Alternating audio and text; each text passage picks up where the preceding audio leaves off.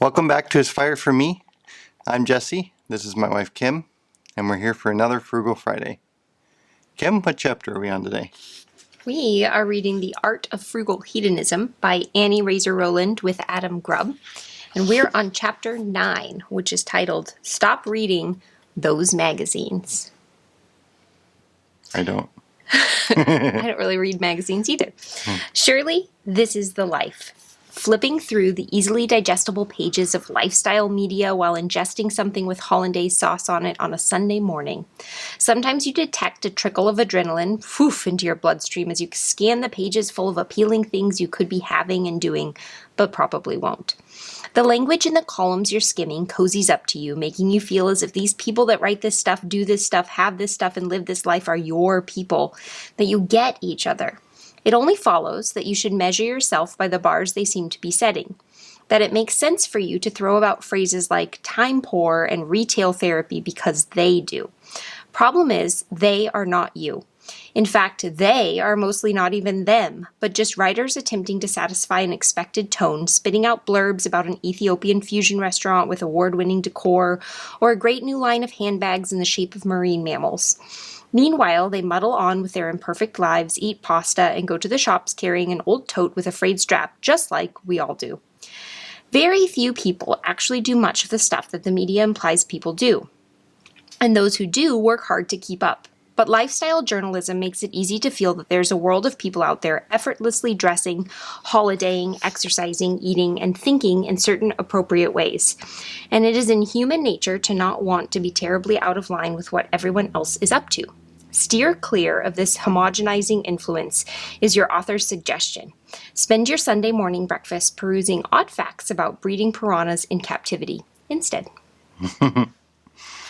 Well, I think maybe the common day magazine in that time has been taken up by Facebook and Instagram and influencers, as they're called, because, well, yes, we don't really read a lot of magazines, and it doesn't mean magazines don't exist, but I think we're definitely maybe even more bombarded with this type of thinking and advertising and feeling of gotta have what they have, or should have that, should want to have that because they have it type thing. So From social media.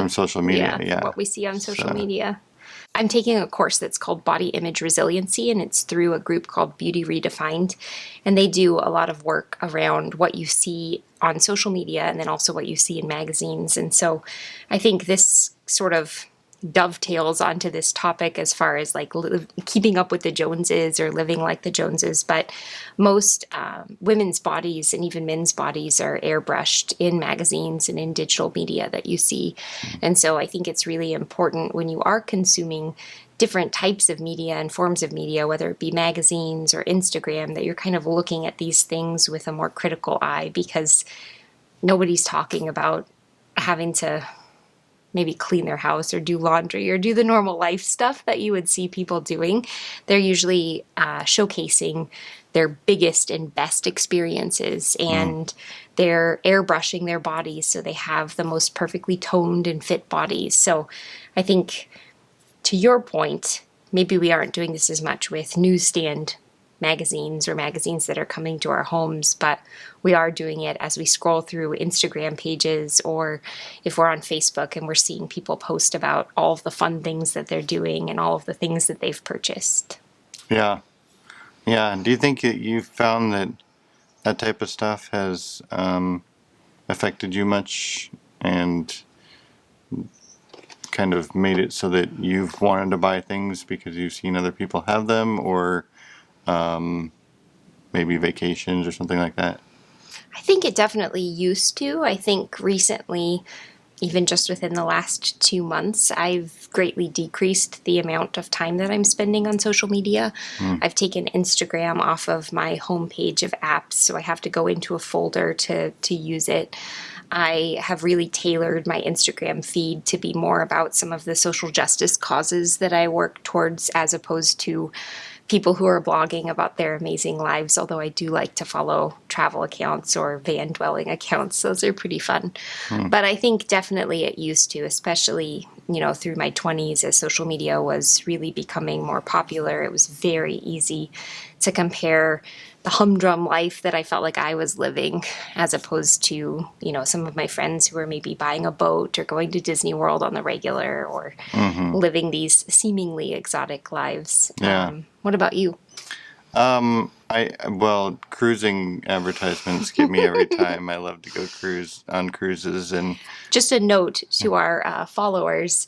They come in the mail too, but they never make it into the house. I just pop them immediately into the recycle bin so Jesse doesn't have to see them. well, they come in my email too, and you aren't getting those ones. No, but yeah, they're everywhere. I mean, apparently, you look at one thing on the internet, and all of a sudden they know to throw that into your YouTube, advertisements, and into your email advertisements, and into your mail advertisements, and so obviously cruises are not an option right now.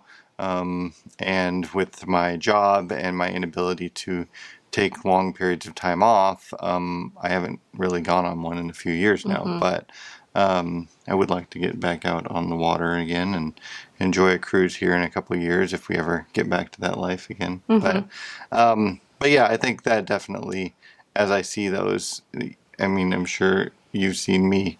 All of a sudden, all I'm doing is sending you different cruise destinations that look fun. But as I try to convince you that we also need to go on a cruise.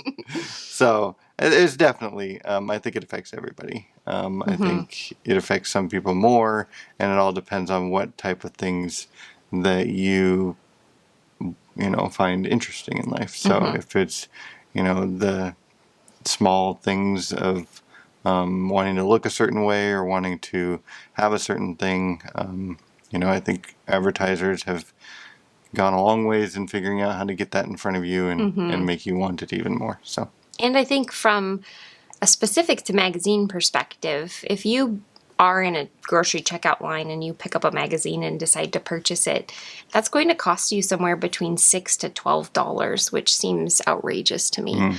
And then if you have a magazine subscription, that's pretty expensive too. It's usually a little bit less than buying it at the newsstand, but it's still costing you some money. So think about, what is this adding to your life? If it's a magazine that you really enjoy sitting down, even as they described on Sunday morning, to have brunch and leaf through your magazine, and you're intentional about it, keep that magazine. If it's something that is enriching your life and you look forward to reading and leafing through and it's not making you play the comparison game, by all means, intentionally enjoy that magazine. But if it's something you get that you put on your nightstand and that you don't revisit very often, one, it's bad for the environment. Two, it's taking up space in your home. Three, you might have some lingering, if you're like me, some lingering guilt about not getting to it in a timely manner. And so maybe it's going to waste, so to speak. So if you do subscribe to magazines, this might be a good time to check in and reevaluate how they're contributing to your life, both positively and negatively. great. So, all right. Well, thank you guys for joining us for another Frugal Friday. We've really been enjoying all the support you guys have been giving us. The comments down below have been so fun to react with. And our subscriber count just keeps growing by the day. So we really enjoy the fact that you guys seem to be enjoying joining us on our Frugality Fridays, and now with Kim's Daily Dose. I know that that's gotten a lot of traction too. So keep hitting that thumbs up button for us to tell us that you're enjoying these, and we'll keep wanting to make them for you. So, Absolutely. thanks for coming, and we'll see you next week. Bye.